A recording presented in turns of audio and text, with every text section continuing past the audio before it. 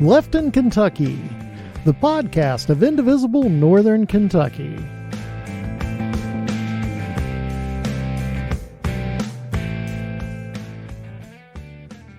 And welcome to our next episode of Left in Kentucky. So happy you could join us. So good you could join us, whatever that means. This is Roberto Henriquez here and Amy Ferguson. Nice to see you. Talk to you. And joining us on the phone. And Dickerson here. Hey, everybody. Hey. So once again, Anna's joining us by phone. I told her that she was welcome to be here in the same room with us, but I think she's just decided that she can't stand the side of us, so she can just talk to us. I did bring gifts last time and everything. Come on. Too funny. I'll get there eventually. Yay. You know. Oh, so February's halfway over, or is it half full? It is exactly in the half. Yeah. It's exactly in the halfway through.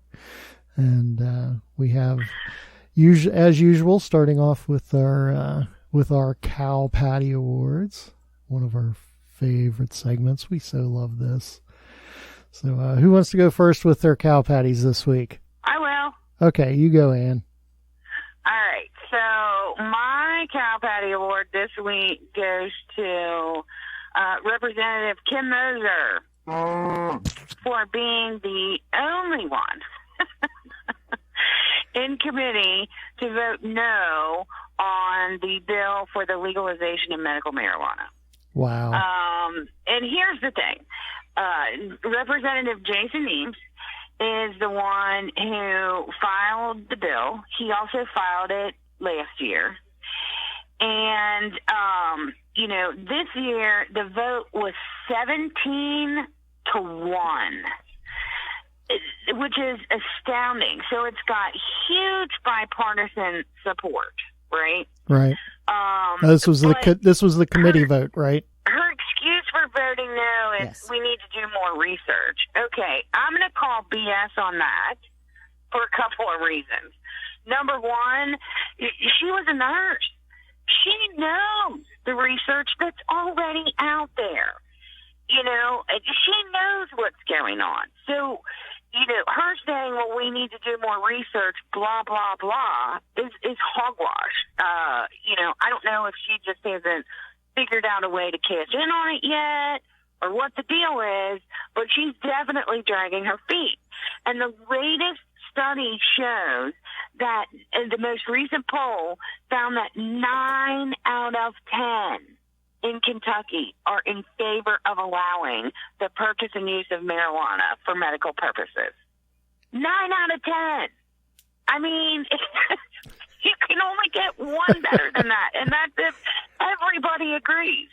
So she isn't saying no because that's what her constituents want her to do, and I should know because I'm one of them. Yep. So what's her rationale? Because I don't know what she's looking for. The bill it's as minimal as it could possibly be because the bill prohibits the smoking of marijuana.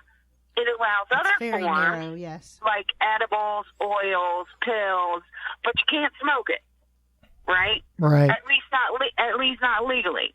So what more does this woman need? It just makes no sense that it has that much support that she would vote no. That same poll found that also 6 out of 10 say they want it legalized for any reason, under any circumstance. We've come a long way, baby. Yeah. And there is no evidence whatsoever to show that. Alcohol is more dangerous. Yep. Alcohol has more of a problem, but because we have the bourbon industry in Kentucky, and I'm wondering how much money they put into her coffers or how hard they lobby her to get her to vote no, because they're afraid they're going to lose money if this is legalized in any form. But anyway, so I've rambled on enough. She is my grand cow patty winner for the week. Well, I think that's a good choice. That's a big pie. Yeah. I don't understand how I mean, I don't really see, especially medical marijuana, how is that going to impact the bourbon industry at all? I mean, you don't see doctors prescribing bourbon, unfortunately. Right. I mean, but that's just it.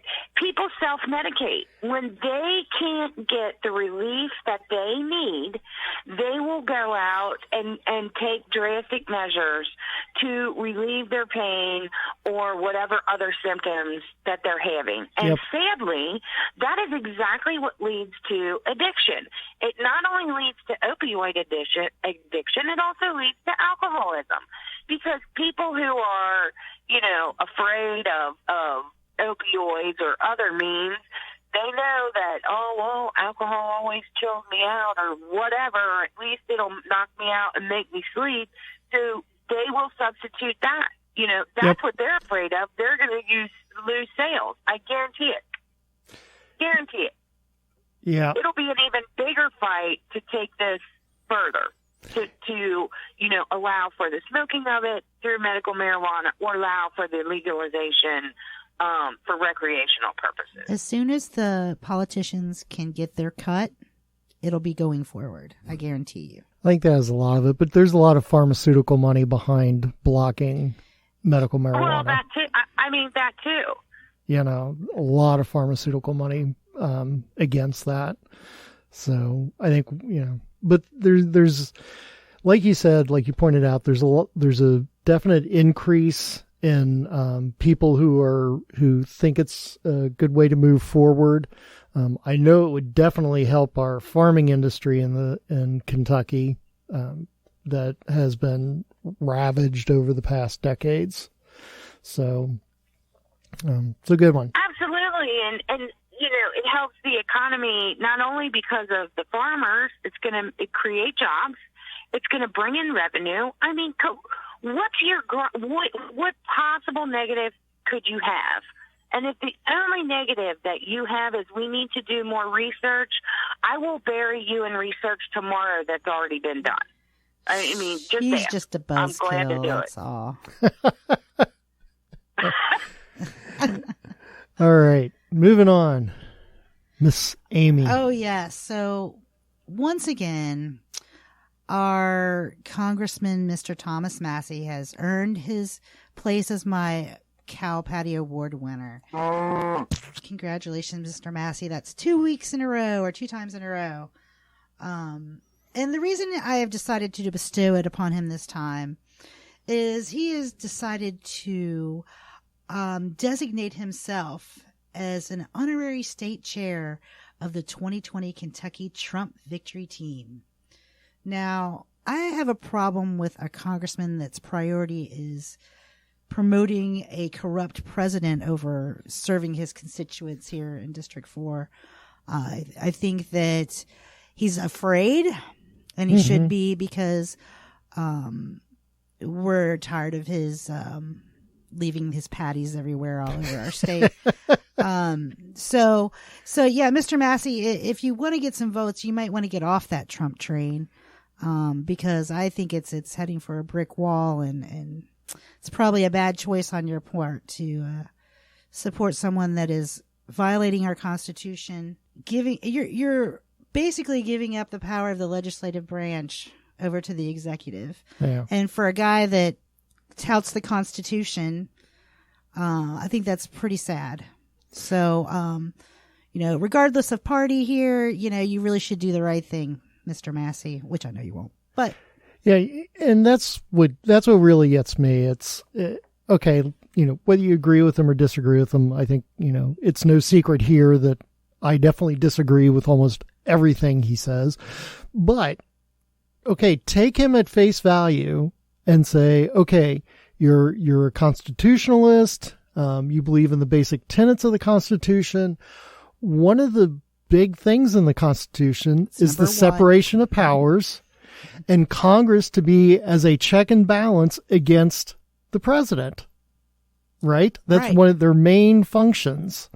And so how do you continue to abdicate that constitutional responsibility when you keep holding up the Constitution Right. as the ultimate bottom line for everything you decide. That is exactly my problem with it. Yes. And but then And for Trump, come on, guys, really? Well, but here's what he's proven with his words and with this action. He's proven that everything that he's been saying since he was originally elected is complete garbage. He doesn't believe any of it because he's willing to throw it all out the door for power to get reelected. What scared him was that he has a primary this time, and the guy primarying him, the very first thing he said when he came out and announced was, I'm running for this seat because I will support, President Trump 100%, and Thomas Massey doesn't. So all of a sudden, what Thomas Massey is saying is, I have no morals, I have no convictions, I don't give a crap about the Constitution. Now I got to save my job because I want the power, so I'm going to bend over backwards to support Donald Trump so you guys don't vote in this other guy over me. Yep. It's just disgusting. It's like a bathtub full of beans. Yeah, he needs to be carrying a handkerchief permanently because he's always got drool on his chin now. I mean, it's just gross. Bathtub full of beans. All right. That's the theme. Okay. And I'm really sure I probably don't want to know that explanation. So congratulations, Mr. Massey, on once again getting Amy's cow patty. So I guess we're down to me. My cow patty award this week goes to the Democratic Senatorial Campaign Committee, the DSCC, not to be confused with the DCCC. So the Democratic Senatorial Campaign Committee has decided to, in the primary, the Democratic primary in Kentucky, they have decided to endorse one of the candidates, come out with their support of one of the primary candidates. And for a Democratic organization related to the Democratic Party like that, to come out in a primary in favor of one candidate over the others, I find extremely disturbing. The way I heard it described was they're putting their finger on the scale. For Democratic committees, most Democratic committees, if you're talking about like county parties and stuff like that, and the state Democratic Party, they will not indicate a preference for a candidate in the primary over another candidate. They will provide equal access, equal support to what resources they have in the primary without showing a favorite. I think that's the way it should be. I agree. That way the people who are voting get to determine which candidate should win the primary. Absolutely. Yeah. So the DSCC, Democratic Senatorial Campaign Committee, doing this is extremely disturbing. And they did it. This isn't the first time. They did it back in 2018 when they came out in favor of Jim Gray over Amy McGrath in the congressional race. Yes. Back in, was that 2018? Yeah. So, I mean, they've done this before. They have a history of doing this in Kentucky, and they need to stop it. Well, they don't know what it's like for voters in Kentucky. They don't know Kentucky, you know. So, right, it should be the voters in Kentucky that make that determination and not some outside entity that doesn't know our state. Right. And I don't think they should be throwing their 2 cents in a primary anyway. So the only time I could see them throwing in for a primary would be if there's a candidate that is running as a Democrat but doesn't really uphold Democratic ideals. Then I could see them saying, hey, this person's running as a Democrat, but they're not really upholding our ideals. So, sorry, Ann, you were trying to say something? That's okay. Even then, even in that instance, I mean, that is not their job. Yes, recruiting candidates is part of their job. Recruiting. Ensuring that candidates have the resources that they need to run is part of their job. And one that I might add, they typically are not very successful at, which is a whole nother ball of wax, because we do have 9 candidates in this, 9 or 10 in this primary. Do all candidates have equal access? No. Do all candidates have, equal ability to get those resources? No. And it's because of how they are exerting their influence as opposed to, recruiting a bench. And that's the way it should be. Yep, I agree. I have a real problem with this as well, but, that's where groups like ours come in an attempt to, give the voters a broader view and to allow other candidates an equal voice. And one of the, pushes for our upcoming senatorial candidate forum, Amy McGrath and her people have already confirmed. Charles Booker and his people have confirmed. Mike Breuer and his people have confirmed. Jimmy Osbrooks and his people have confirmed. And we may have a 5th candidate that joins the forum. That's what we need. We need to see candidates side by side who are talking about their vision for Kentucky, what they can do to help promote Kentucky in the Senate, because that is their job, is to represent the state. So let's get them side by side. Let's hear on different topics what their thoughts are, what their goals would be, what avenues they might take to, push for Kentucky in these various areas. Let's not, just select one arbitrarily and say, well, this person's going to give them all the money and the resources and let them suck up all the oxygen in the room and everybody else to fall off. That's how we lose quality candidates, yep. And that's how people are, I don't know what the word is I'm looking for here, discouraged from running again or from even being involved. People start to look at each other and say, why should I be involved when the deck is already stacked against me? Yeah. Or I tried, but they didn't want to hear from me, so I'm not willing to make that attempt again. And let's face it, we need a bench, not only here in Kentucky, but nationwide. We should be building that bench. Absolutely. So it has long-term consequences, that mushroom out. Yep, I agree completely.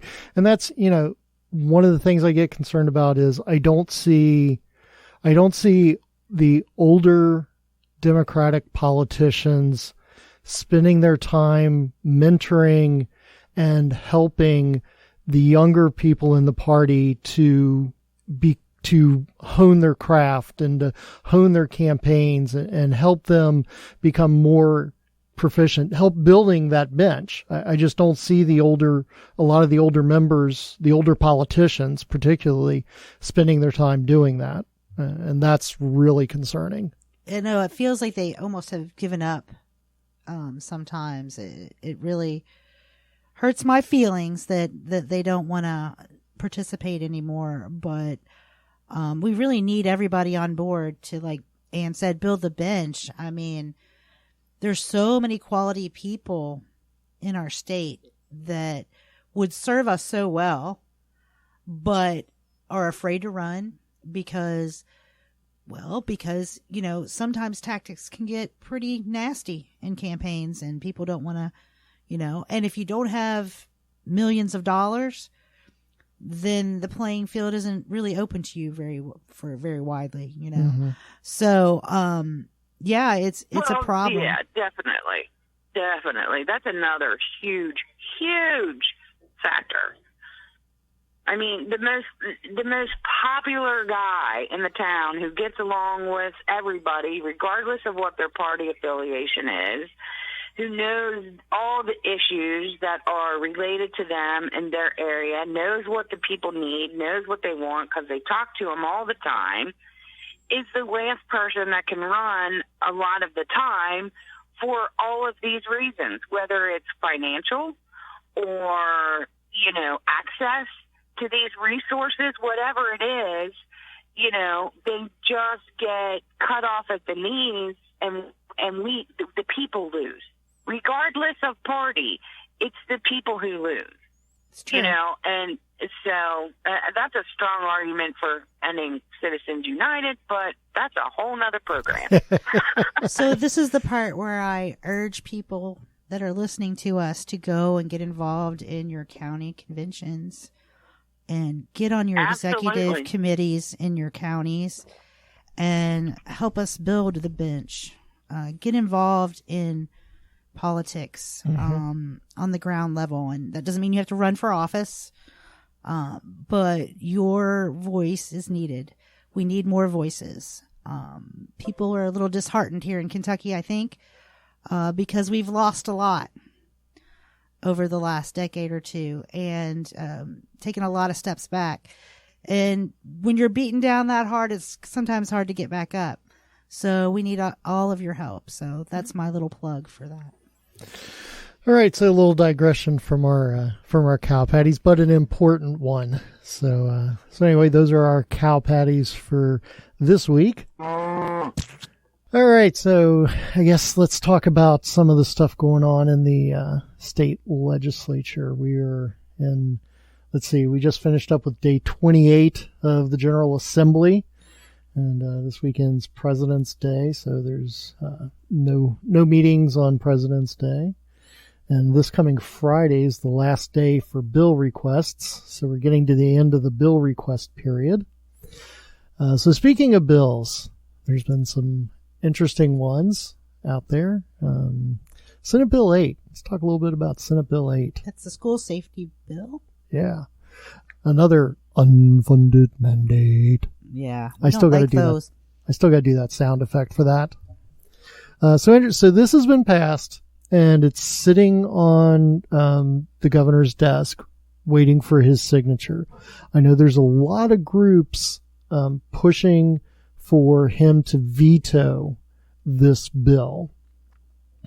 So let's talk about this bill. On the surface, it sounds not that bad. On the surface, you say, you know, it's for armed resource officers armed with firearms, right. Specifically. It calls out firearms, so no swords. But school resource officers to be armed at all schools. It doesn't give any funding for it. It requires it. On the surface, it sounds great, but when you start looking at what happens in minority schools, schools that have a large minority population, something different starts happening when you have these armed resource officers in the school. Right. And it starts creating that school to prison pipeline and becomes very problematic. So this bill was really targeted at JCPS. Jefferson County Public Schools. Right. It was really written for them. Right. I think our legislature has a problem with the Louisville area in general. And targeting them for legislation is one of their fun pastimes, I think.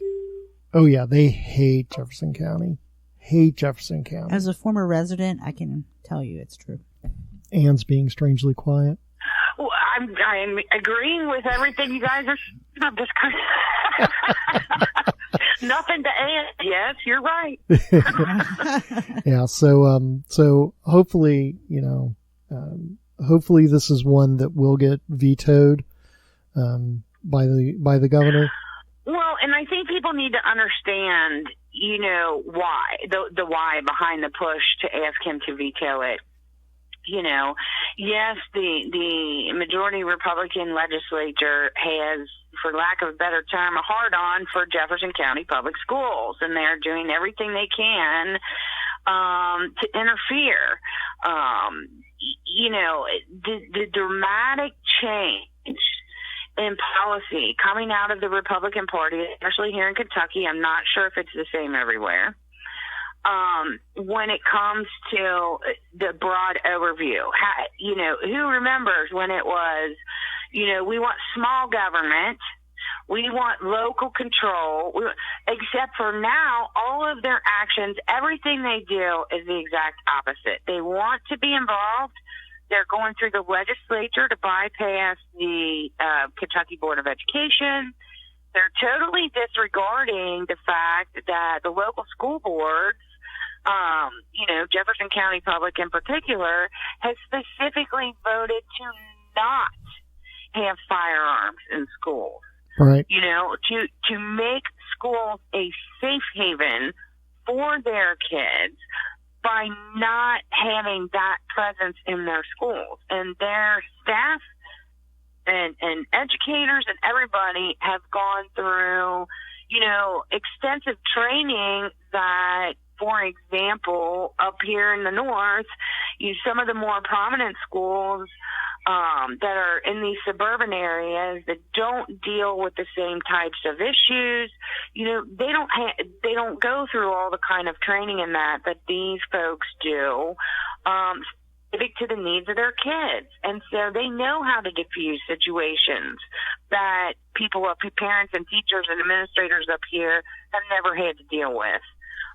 They deal with issues every day on a much bigger scale. I mean, come on. How many students do you think are homeless at Beechwood? How many kids do you think are hungry at Highlands? Yeah. Not to say that it's zero, but when you look at the totality of the numbers, it's staggering. Yes. And so, that's the exact reason for having these local school boards, is because they are better equipped to deal with their staff, their students, and the issues facing their communities that get brought into their schools. So let them decide, as opposed to making this across the board sweeping legislation that affects all schools. And the other thing that blows my mind, I'm just going to say it, they can't afford textbooks, they can't afford pencils, but now we got Glocks. I mean, come on. Right. Yeah. Who is going to pick up the cost for this? Well, nobody. This is another habit The local of schools. the Republican legislature the past 2 or 3 cycles. Continual streams of unfunded mandates, and then they're going to turn around and they're going to point at the governor and say, you didn't fund this, you didn't fund this. Well, you're the idiots that passed it knowing that we didn't have the funding. So we're to blame.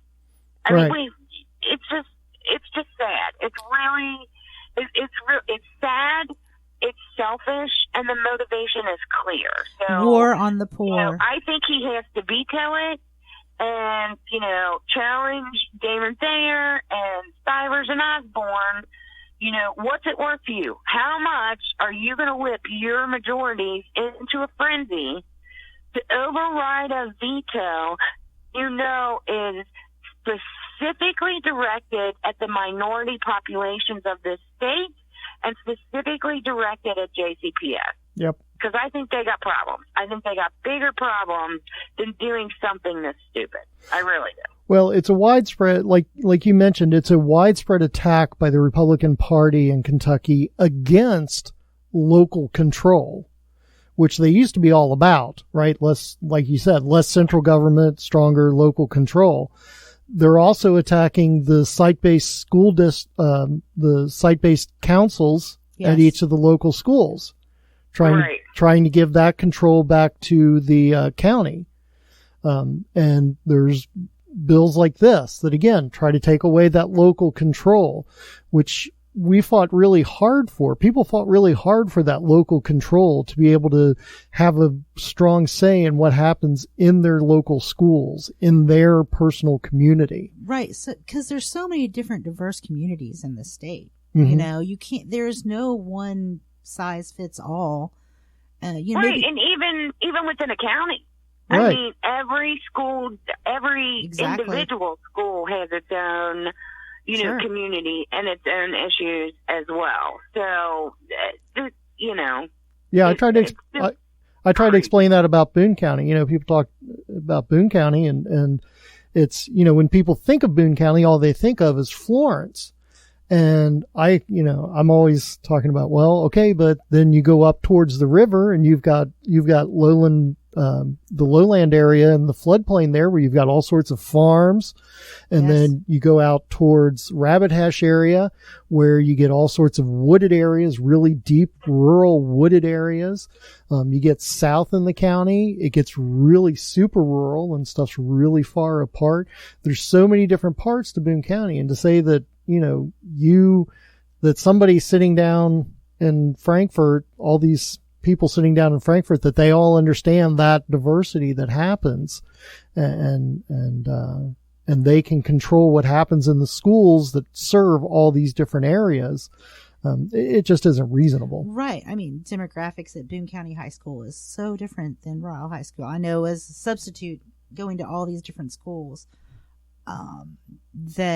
just even driving 5 miles up the road, can make a big difference. Where I live, there's $1 million homes everywhere.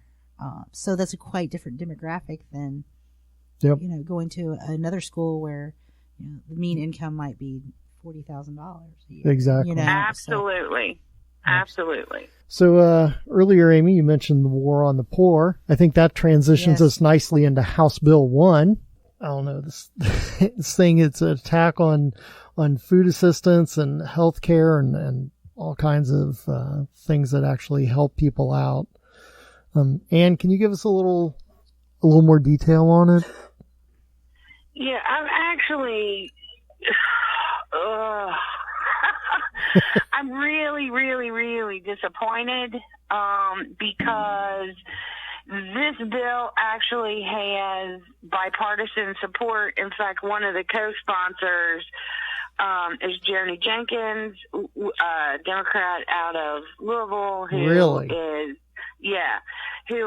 the what is she now? Isn't she the House Majority Leader now with Rocky Atkins moving on? Yeah, I think so. Or House Minority Leader.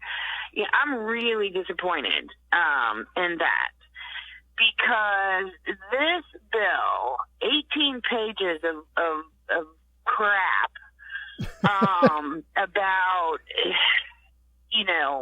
public assistance. And in fact, that's the first line, an act relating to public assistance. So this covers SNAP benefits, which, food stamps, covers Medicaid and expanded Medicaid, which medical card, and it covers TANF, temporary assistance for needy families, which is cash benefits. Now, I can speak from experience because I'm somebody who has needed all of these various services in the past. Mm-hmm. The bureaucracy involved has always been a nightmare. This takes it and magnifies it a millionfold. And this bill goes so far as to dictate, what types of drinks you can buy and all, and it specifies things that are just like, well, duh. Yeah. You know what I mean? For example, there's lines and lines. This bill is 18 pages long, and there's things in here about, what they're trying to do is put everything on one card. For anybody that's been involved in social services, whether as a recipient or a worker or whatever, in the past, each thing was kept separate, and you had your vouchers or food stamps that were actual paper, right? That you used, and you had a separate, medical card that was like basically a state issued insurance card. And then if you were one of the extremely few people who qualified for cash assistance, then you got a monthly check sent to your house. So basically what they're trying to do is streamline all that and put everything on one card. Okay. And, can I understand that? To a certain extent. I get that. The problem is they're developing a monstrous bureaucracy that doesn't need to be there. And they're adding things into this bill that have previously been denied, whether voted down or deemed in the courts as unconstitutional, got added back into this bill because this is an all-in-one kitchen sink type of bill. And right. It's just crazy. I mean, isn't there a provision in there about if you get convicted of a crime, you can be banned for life from ever getting assistance? Yes, but I believe it's on and again, I'd have to do even a deeper dive. But right. It has provisions that, like, first offense, you lose it for a month. Second offense, you lose it for 3 months. Third offense, you're permanently disqualified for various infractions. But go so far as that you can't buy alcohol. Well, you've never been able to do that. You can't buy cigarettes with it. Well, you've never been able to do that, or any tobacco product. Can't buy vape products. Can't use it at a casino. Okay, first off, we have no casinos in Kentucky. Right. I really don't see a lot of people crossing state lines to use their Kentucky-issued, EBT card to hit the slot machine. Who thinks of this shit? It's in anticipation. Excuse my language, but I'm like, an establishment that provides adult-oriented entertainment. Yeah, because the local strip joint is going to take your EBT card. What? The amount of time, energy, and money spent putting together this kind of garbage is ridiculous. You want to know where government waste is? It's here. Yeah. It's right here. Right. It's an unnecessary burden on the Department of Health. I mean, it's just ridiculous. It's a war on the poor. That's what it is. It is a war on the poor. And then you go deeper, and it specifies, that they are only allowed to use a certain percentage of whatever they receive in nutritional assistance to purchase specific products. For example, they can't use more than 25% of their benefits for soft drinks, energy drinks, things of that nature. Okay. Do I see the intent? Yes. But as we all know, intent doesn't matter as much as outcome. And that's in your choice of words in any situation. You can have all the best intentions in the world, but how that message is received and what the consequences are from doing something matter much more. So I can see the intent, but the fact of the matter is none of this is based in scientific fact. Statistically, it has been proven that, people who use these programs do not, contrary to popular rhetoric, do not buy pop at a higher level than anybody else. They don't buy any of these products at a higher level than anybody else. So now they want every grocery. I know, it's crazy.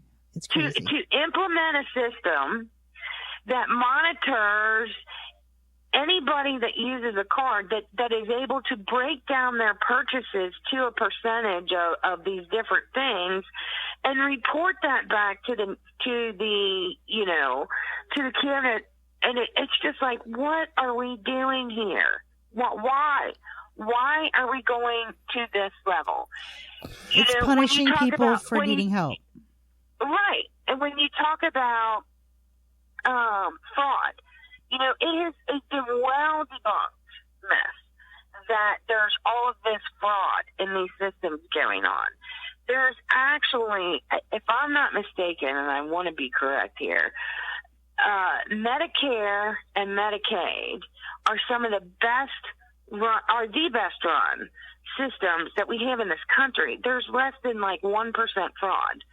When you add in all social service nets, such as the EBT card and SNAP benefits and that, it only goes up to like 3%. We have more fraud sitting in the White House than we have of all the millions of people that need this help. So why here in Kentucky, when we know what the problems are, when we have counties that don't have proper, clean drinking water or bathing water or cooking water or any, they just don't have good water. When we have, all this flooding going on, when we have, school buildings that are falling apart, when we can't afford textbooks for our kids. But please, let's waste as much time, energy, and money as possible to punish the least among us and to write this crap that we don't need. We just don't need it. Yeah, we wouldn't want to... And there's no demonstrable proof that we need it. But what really scares me is it also lays out the case, and it specifically states in here that the Attorney General is empowered to take legal action against a state agency if they don't implement this. What are we trying? I mean, we've all seen the authoritarianism on a federal level. Now they're trying to bring it to the state of Kentucky and enact it on a state level. And the fact that this has bipartisan support, it just blows me away, blows my mind. Makes me wonder what the original thought was and how many concessions were made and where they were made. What was the original intent of this bill? Because Right. this is garbage. This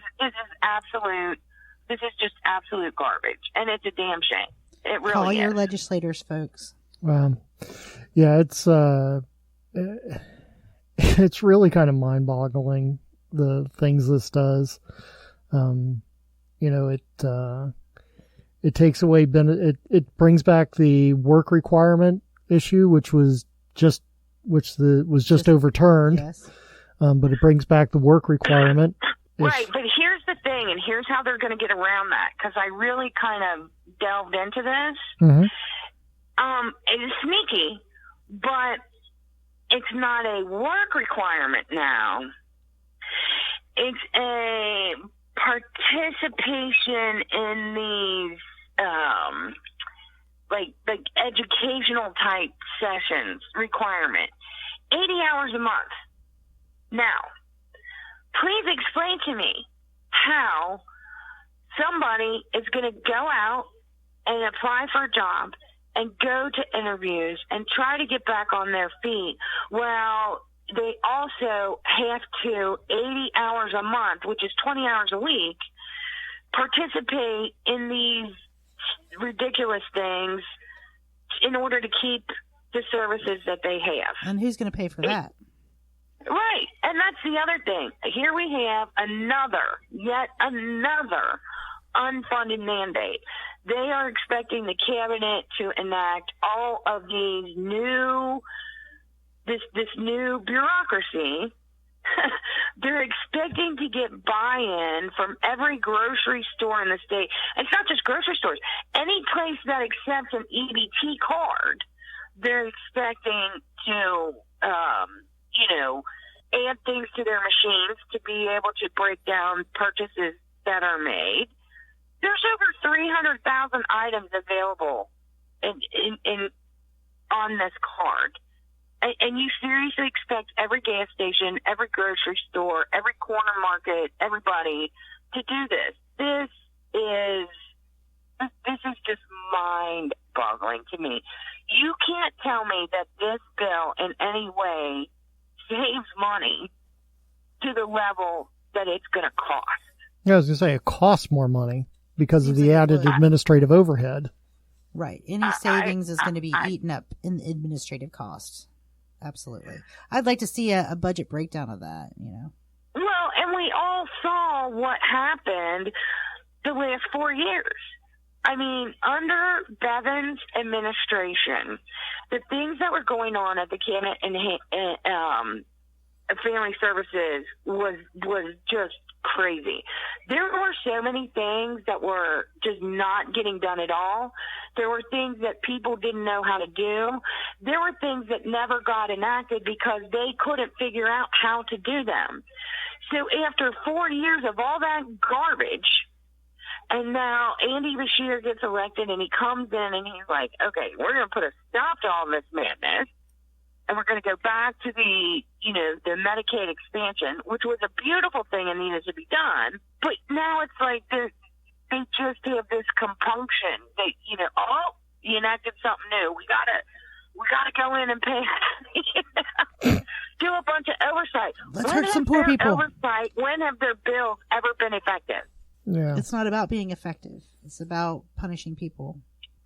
Yeah, it all goes back to this. Faith. It all goes back to this idea of, somebody else is getting something for free that I'm not getting, so nobody else should get something that I'm not getting, regardless of my circumstance or my background or anything else. Nobody should get anything for free, and it's not even for free, but it's a lack of empathy to the core of it. There you go. That's a great way to put it. It's a lack of empathy. It really is. And it's just over, I don't know. I mean, and playing into the old stereotypes and the old mess. And I think I've said this at least once on another one of these that we did, but it bears repeating over and over and over again until it sinks in. I get so tired of hearing people say things like, when you hear them out in the parking lot or after they pay for their groceries and they're looking over their bill or whatever as they're standing in an atrium of a grocery store before they go out to their car, where if they were just behind somebody or beside somebody that was paying with, an EBT card or food stamps of the past, and, that person drives a better car than I do, or that person is eating lobster and steak and everything, or how come all the poor people are fat, and blah, blah, blah. Let's break that right now, because the fact of the matter is the healthy foods are the most expensive foods. Yep, absolutely. And when you are trying to stretch minimal dollars to cover maximum people, you have no choice but to buy the less healthy foods to feed everyone. And it's those less healthy foods that cause people to gain weight. Yep. It's not a choice that they want to have to make. It's done out of a need. Right. They have to do it to cover everybody. I mean, good God, if I could afford to go to the grocery store and eat steak and asparagus every night, I'd do it. I can't afford to eat like that. And That's if some you steak think for you, that fam. somebody on food stamps is getting some exorbitant amount of money to feed a tiny family and that's how they're eating, I wish every person in the country had to spend 1 month on public assistance where all they got was food stamps and a medical card and the dollar amount to cover their entire family for 1 month, and they weren't allowed to use any other resources. 1 month, and they'd all be crying. Yeah, I think because they have no clue what reality is. I think we should do that. With all the legislators should have to do that for 1 month. They should have to live on the amount of money that the average food stamp recipient has to live on for the month to feed their entire family. Follow the same rules. Absolutely. And you don't get to live off your pantry. We're going to lock up your pantry. You have to live on, this. I have. So I know how it would be. Also, I think the legislators could look at this in a different way. I mean, what you were saying, Ann, about the stuff that's cheap is what people get. Right.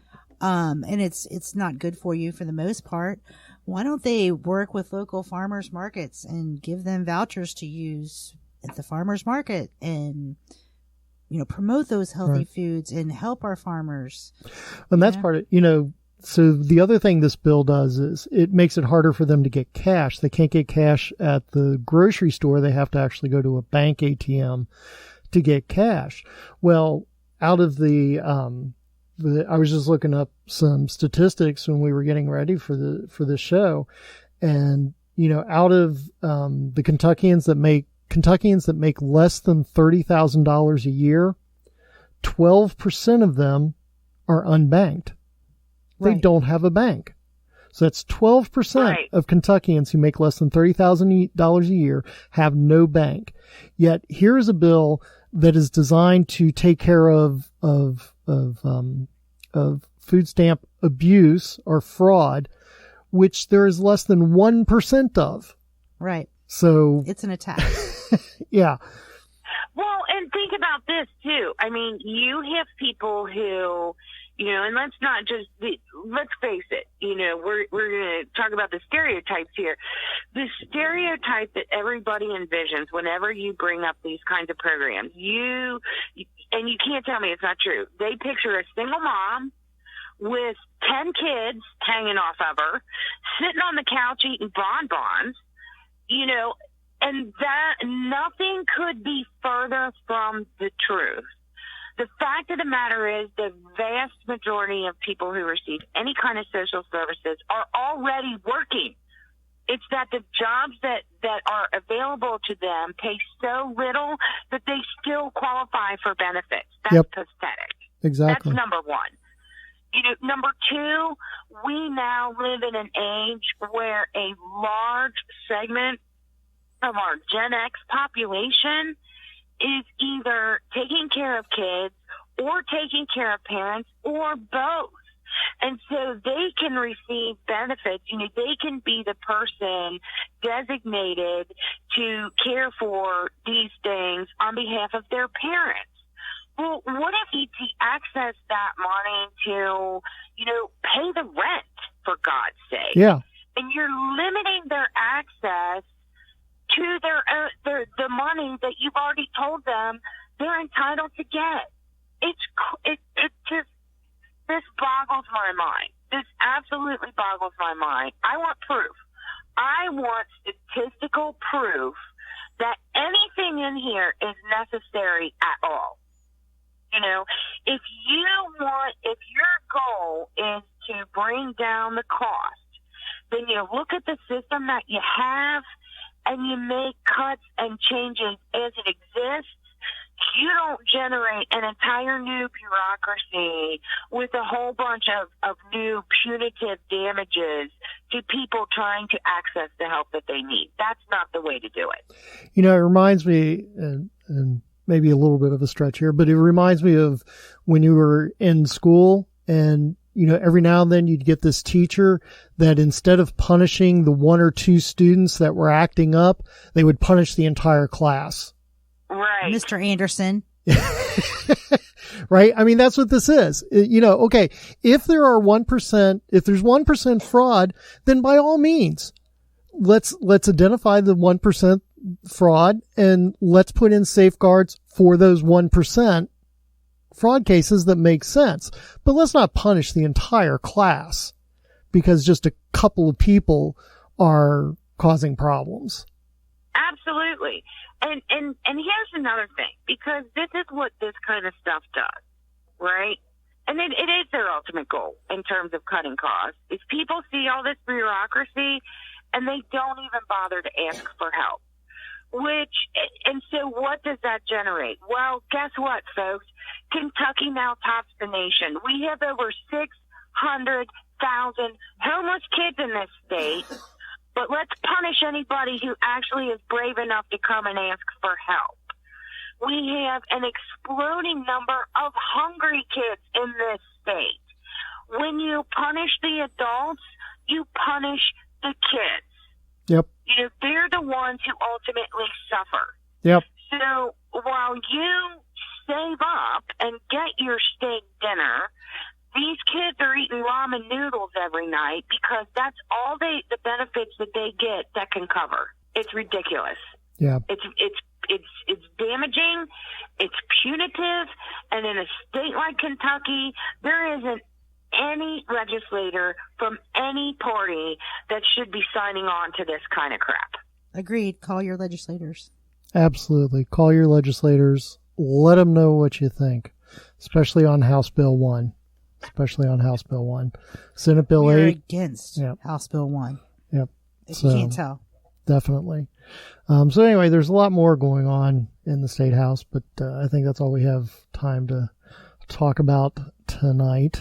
So we'll kind of leave it there for now. So that looks like that's going to about wrap it up for this week's Left in Kentucky. Before we sign off here, I do want to talk about a few things we have coming up.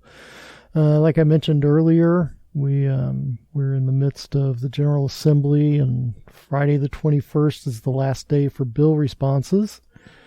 And then the 2nd and 3rd of March are the last days for new bills. Of course, like we've seen in the past, that doesn't prevent them from ripping out the language and putting whatever they want in a bill that's already been introduced. So, yay for that. I predict that will happen at least once. Yeah. On Thursday, March 5th. Be there or be square. We have our Senate Forum that will be at Southgate House Revival. Doors open at 5:30, and the forum starts at 6:30.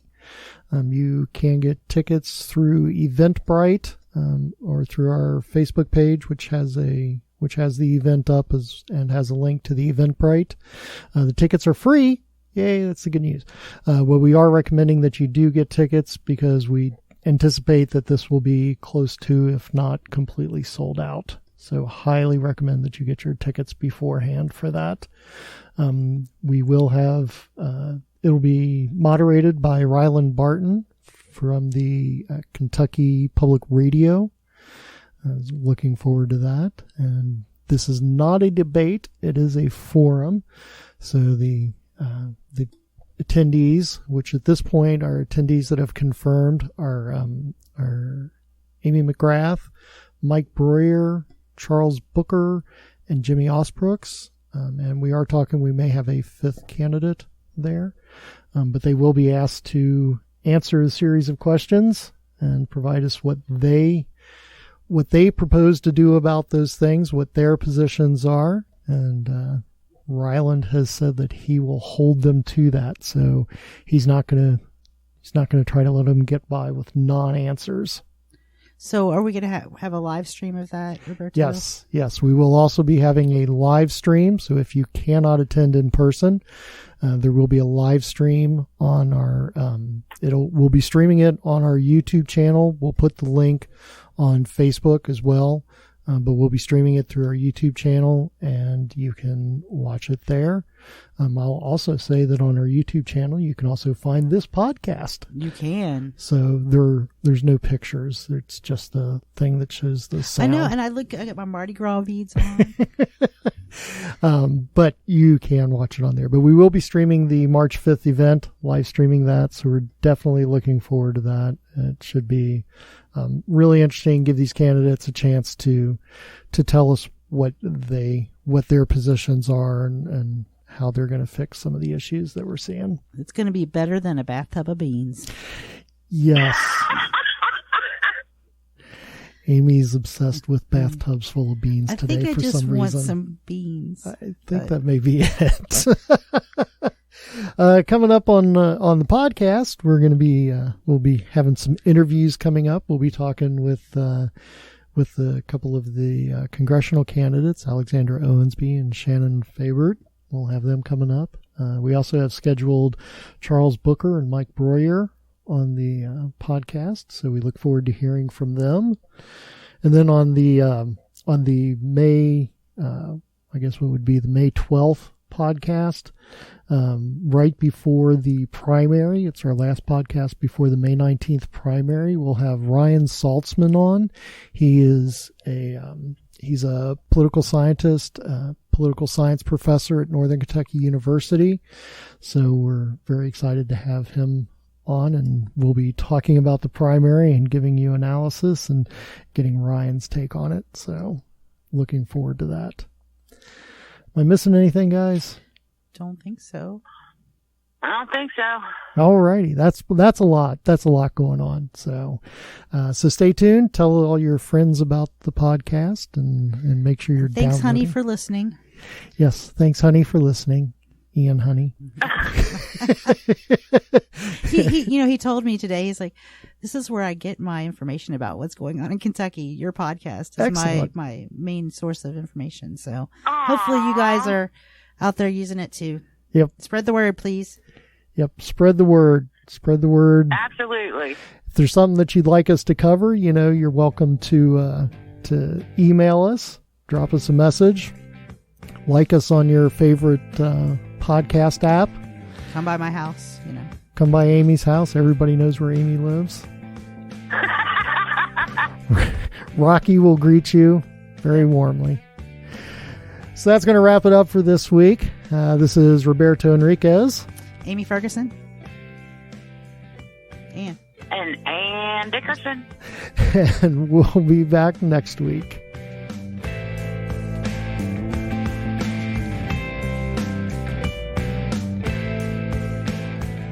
Left in Kentucky, the podcast of Indivisible Northern Kentucky.